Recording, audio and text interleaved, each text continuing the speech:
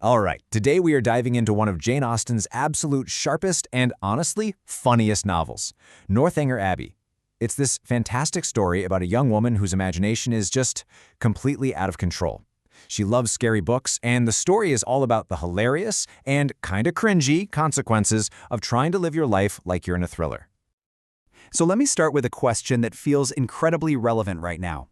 What happens when the worlds we escape into, the books we read, the shows we binge, what happens when they start to feel more real than our own lives? Well, that is the exact question Jane Austen is playing with here, and our heroine is about to find out the answer in the most embarrassing way possible. Now, to really get what Austen is doing, we have to do a little time traveling, all the way back to the late 18th century, because at that time, there was this massive literary craze sweeping England. It was a new genre that was dark, it was spooky, and it was unbelievably popular, the Gothic novel. And these novels, they pretty much had a formula, a starter pack, if you will. You had to have a creepy old building, a villain who was all dark and brooding, a beautiful damsel in distress, and of course, secret passages and stormy nights. I mean, think of it as the blockbuster movie formula of its day, and readers could not get enough. And that brings us to our main character, Catherine Morland. And let me tell you, she is a super fan. When her friend gives her a list of new Gothic novels to check out, this is her one and only question. She doesn't care about romance or drama, she just wants pure, uncut horror. The scarier, the better. The biggest, most talked about literary cliffhanger of the time came from this huge blockbuster novel called The Mysteries of Udolpho. So the heroine is exploring a castle, she finds a mysterious black veil, lifts it up, sees something so horrifying she faints on the spot.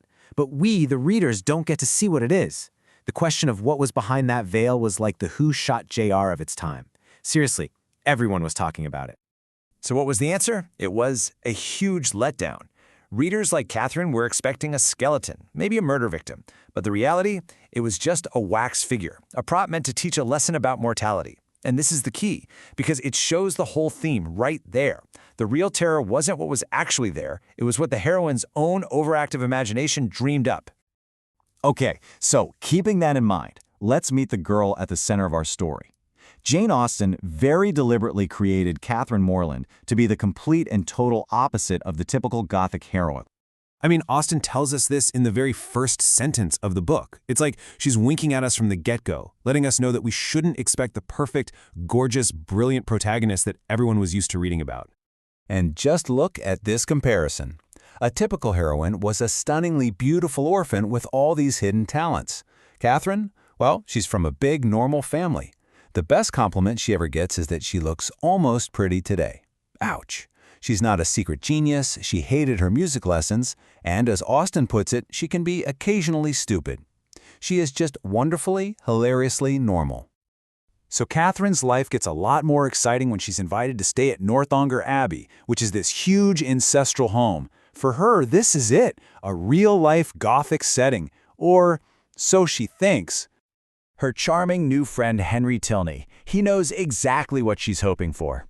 On the drive over, he just playfully messes with her, spinning this crazy story about what she can expect, haunted rooms, hidden passages, the whole 9 yards. He's totally feeding her imagination.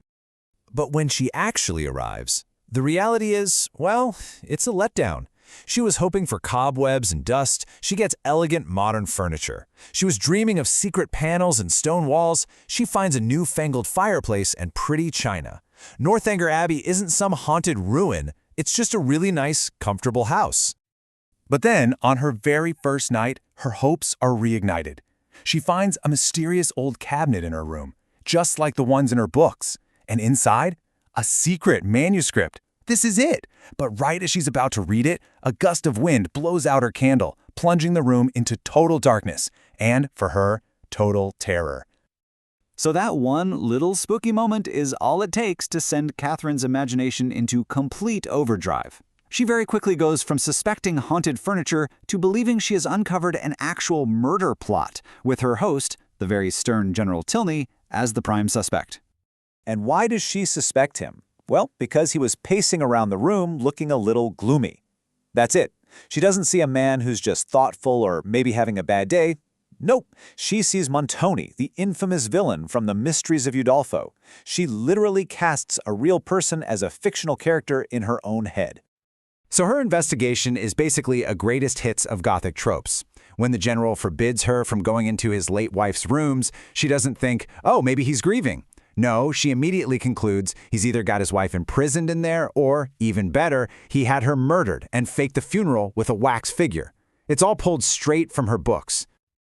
But of course, what follows is another epic anticlimax. She finally sneaks into the Forbidden Wing, bracing for the worst, and she finds absolutely nothing.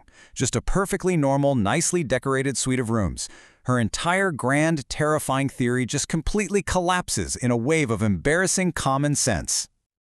And right here is where Austen's genius really truly shines, because while Catherine was off hunting for fictional monsters in the dark, she was completely blind to the real villain who is standing right next to her in broad daylight. This is just such a brilliant contrast. Catherine imagined General Tilney as this wife-murdering monster, when in reality he's just a bit grumpy and a little too concerned with money.